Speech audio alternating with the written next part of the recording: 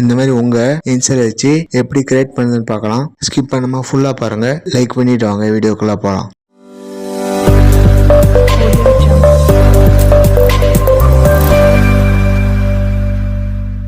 இந்த ப்ராம்ப்ட் டிஸ்கிரிப்ஷனில் கொடுக்குறேன். இதை லாங் ப்ரெஸ் பண்ணி டெலீட் பண்ணிங்க.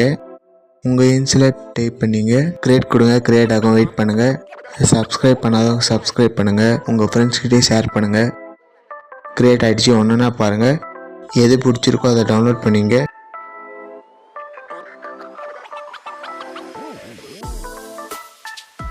த்ரீ ஐகான் செலக்ட் பண்ணுங்கள். டவுன்லோட் சிம்பிள் செலக்ட் பண்ணுங்கள்.